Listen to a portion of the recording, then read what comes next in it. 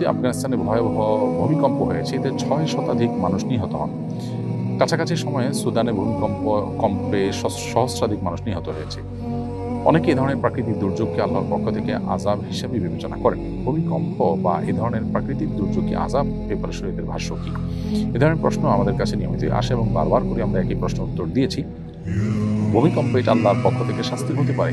কোনো জাতির মধ্যে অপরাধ প্রবণতা বেড়ে গেলে আল্লাহ তারা শাস্তি দিতে পারেন। আবার একইভাবে এটা আল্লাহর পক্ষ থেকে পরীক্ষা হতে পারে, যে কেউ হয়তো কতটা আল্লাহ অনুগত বান্দা সেটি পরীক্ষা করবার জন্য আল্লাহ বিপদ দিয়ে তাকে পরখ করার চেষ্টা কতটা আল্লাহর অনুগত থাকে। আল্লাহ সবই জানেন, সেটিকে আল্লাহ প্রমাণ করতে চান আমাদের কাছে। আবার কখনো কখনো মানুষকে সঠিক পথে ফিরে আসার জন্য আল্লাহর পক্ষ থেকে অ্যালার্ম হিসাবে, মেসেজ হিসাবে সেটি দেওয়া হয়। এই জন্য আল্লাহ তাআলা সূরা সাজদা বলেছেন, ওয়ালা নুযিকান্নাহুম মিনাল আযাবিল আদনা দুনাল আযাবিল আকবার লাআল্লাহুম ইয়ারজিউন। দুনিয়াতে লাআল্লাহুম ইয়ারজিউন, দুনিয়াতে আল্লাহ তাআলা ছোটখাটো আযাব দিয়ে মানুষকে বড় আযাব আখিরাতে যেটা মানুষের জন্য অপেক্ষা করছে সে থেকে বাঁচাবার জন্য আল্লাহ তাআলা ছোট আযাব দেন, যেন মানুষ ফিরে আসে অন্যায় কর্ম থেকে। তো মানুষের ব্যক্তিগত বা জাতীয় জীবনে বিপর্যয় বা বিপদ যে কোনো কারণে হতে পারে, তার কোনোটিকে আল্লাহর আযাব হিসাবে আমরা ট্রিট করব এবং আপনার ট্যাগ করব, সেটি কিন্তু সবসময় করবার সুযোগ নেই।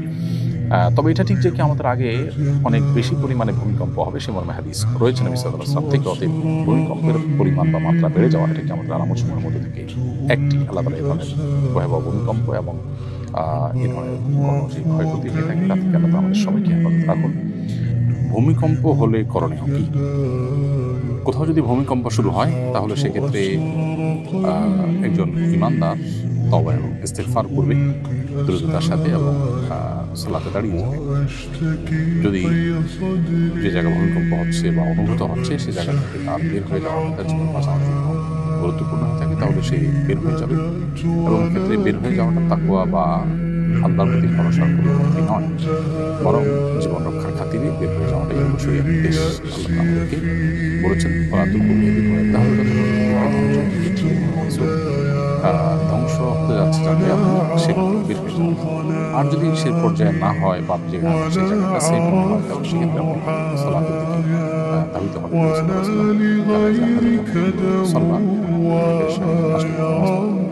এখানে যদি আমাদের দাঁড়ালে কারণে বের হয়ে যাবে এবং ইস্তিগফার করবে। সাধারণত এই ধরনের ইস্তিগফার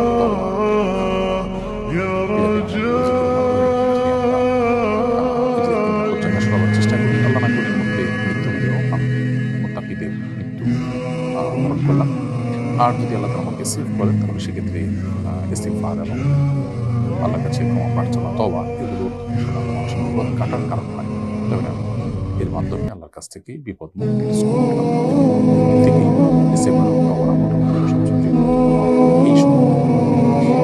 নতুন বিয়ে করে আমি প্রবাসে এসেছি। আমি ঋণগ্রস্ত, বাড়িতে বিয়ের উপযুক্ত 4 বোন আছে।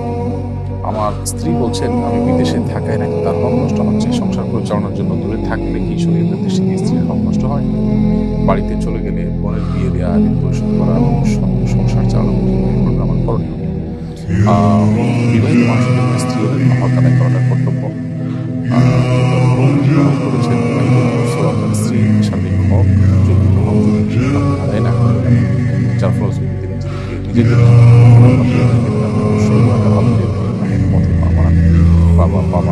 পরিস্থিতি হতে পারে।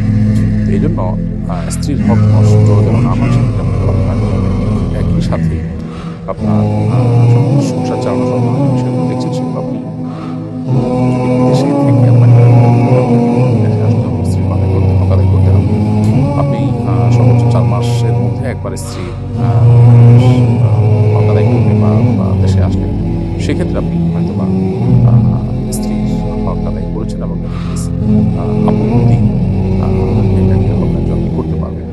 সেটা যদি না করতে পারেন লম্বা সময় হয় স্ত্রীকে ম্যানেজ করে তাকে সবল করা, তাকে মানিয়ে নিতে পারেন, তাহলে সেক্ষেত্রে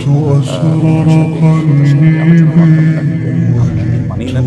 তাহলে সেটা আর যদি সেটা না করেন তাহলে সেক্ষেত্রে প্রশ্ন হচ্ছে তাহলে আমার ঋণ এগুলোর কী হবে? উত্তর হলো যে দেশের চেষ্টা করবেন, ফরজ করেন চেষ্টা করবেন